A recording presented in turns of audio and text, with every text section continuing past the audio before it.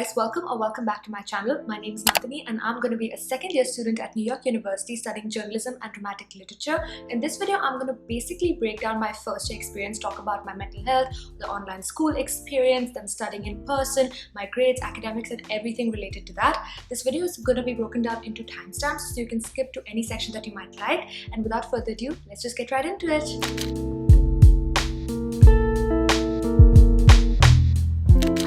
NYU as a decided history major, and that changed literally within a semester. And as I said previously, I'm now doing a double major in journalism and dramatic literature. A big reason for the change of my courses in my major was the free courses or the electives that we can take here at NYU. You can take courses from literally the sciences to maths to philosophy and the humanities. You can take courses in anything you want in your first 2 years, which I think was really beneficial for me because it helped me solidify my decision of doing a double major in journalism and dramatic literature. At NYU, we have something known as the core or the college core curriculum, which basically makes you take courses in everything. You have to take courses in math, you have to take courses in science, you have to take courses in arts and humanities, just everything. A good side of taking the core is that you get to step out of your comfort zone and take courses that you thought you would never be interested in. For instance, I realized by taking some core courses that I was really interested in philosophy, something I probably would have never touched if it wasn't for the core. A downside of having the core is that you are made to take courses that you thought you would never be taking after high school, and this courses that you're not really good at. And for me, that would be math and some of the sciences.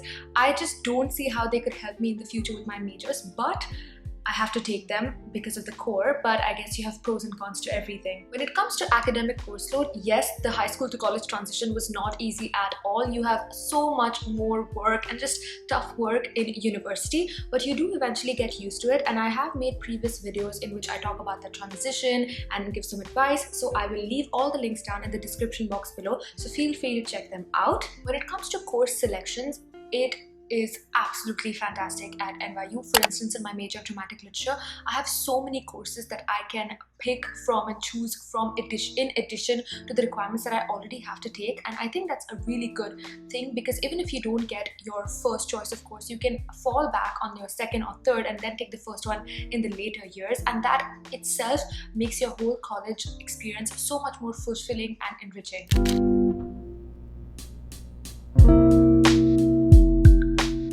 Follows the standard 4.0 GPA grading scale. We get a lot of our grades as percentages, and then those percentages are converted into letter grades.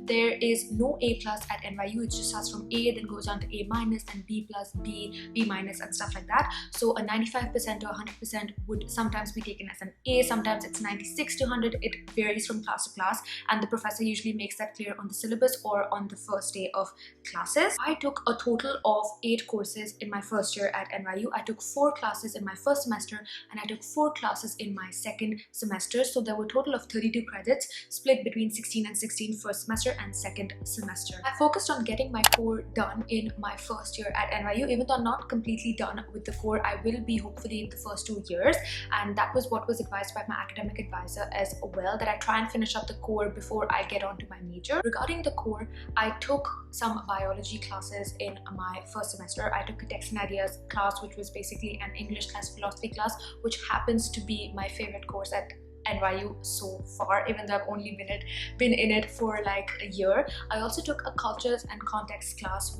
in which I chose the Islamic studies class so that I could learn about the Middle East and stuff like that. In regards to my double major, I've taken the investigative journalism requirement for my journalism major, and I took a course of my own choice called Writing Beyond Our Borders, which was a fantastic class with a fantastic professor for my dramatic literature major. This channel is a very safe space. We're very open here, we're very honest, we're vulnerable and everything like that. So I'm going to display my grades of my first semester and second semester on the screen. As you can see, I got between A's and A minuses in my first year at NYU, and I feel like I put in the work for those grades and I received them. However, I do realize that my majors can be really subjective because I'm reading a lot, I'm writing a lot of essays and opinion pieces, and obviously everybody's opinion is different, and that might play a role in either decreasing or increasing my grade in the future. So my grades are always subject to change no matter how much effort I put in at this stage.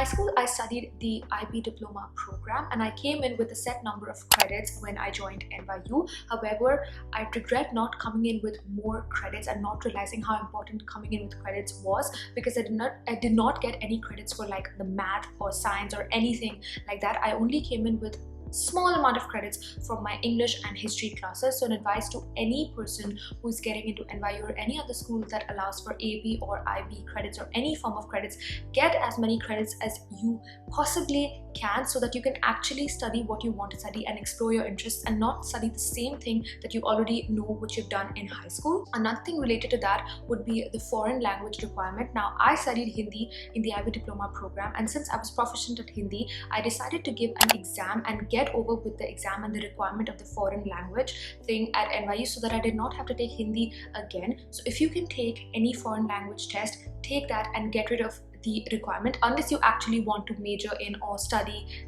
a language as an elective at your university. When it comes to courses, with the exception of one course and one professor, I have had the best experiences with courses and professors and TAs here at NYU. The professors and TAs are very well informed. They love helping out their students, whether that's in the form of office hours or, you know, assignment feedbacks or in classes and stuff like that. They're very, very, very good. Courses are also very well structured for the most part. Regarding course selection, I would advise everybody read and reread the course descriptions and ask for recommendations and look at what the previous students of a particular course had to say about that course so that you get the best possible fit. Also ask for professor recommendations if you can. Ask your previous professors in the same department or the same major for more professor recommendations. Ask your friends, ask your mentors and stuff like that so that you get the best possible experience that you can in that particular semester. And my personal preference for courses would be seminars over lectures, because seminars are usually short, smaller group of students. You have like 10 to 15 students only, so you can actually talk and form bonds with the students and the professors. With that being said, it's not impossible to form bonds with the students and the professors in a large lecture, which is about 100 students. For sciences, it's like 400 to 500 students, I've heard, very surprisingly. And in that also you can form relationships with your professor and your peers, because you have smaller recitation groups for the most part, which again breaks down the students into groups of 15 to 20 students. So I would suggest having a balance between seminars and lectures. That is the best thing, and that's what I've been doing in my first year at NYU.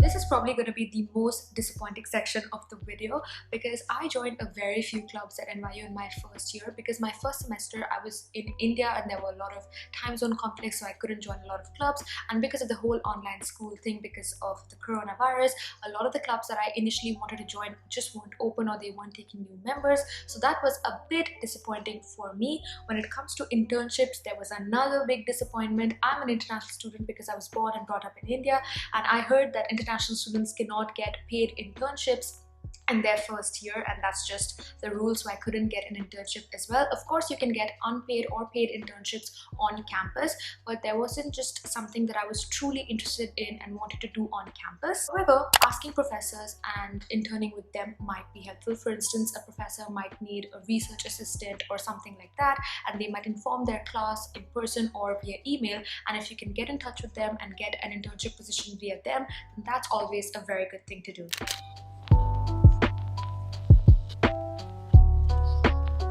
The last part of this video has to do with my social life. Now, my first semester at NYU, my social life was practically a joke, because as I said, I was doing online school in India, so it was practically impossible for me to make any friends. But the one thing that I do advise people is to join all the social media groups and follow your class page on like Facebook, Instagram and stuff like that, and get to know people via that. That can be helpful. My second semester was so much better because I made a lot of friends in my dorm, and through them I got to know more and more people and make more and more friends. My second semester I also had a few in-person classes, and through them I got to make more friends. And since everything is moving back in person at NYU next semester, I am hoping that things will get better very, very soon. Definitely making friends in university is not as easy, at least in my opinion, of making friends in high school, because there are just so many people around you, so many interest groups, so many social clubs that you can join, so many groups that you can join, that you really have to decide which ones you are available for, and you really have to put in the time and effort and step out of your comfort zone to go make friends out there. It is daunting at first, but you eventually get used to it. With that being said, I would not advise people to fall into the trap of FOMO, or fear of missing out, and go to every social event and try to make as many friends as you can. For instance, you meet 100 people. Not all 100 are gonna stick by. You'll only get like 5 or 10 or 20 maximum to stick by and be your real friends. And those are the people that you should feel grateful for, and you should really cherish them in your life, because those friends will stay friends forever, hopefully, and you should just stick by them and just not try and know everybody in a big school like NYU. I hope you guys really liked this video. Please do like and share it and subscribe to my channel, and I'll see you guys next time. Bye!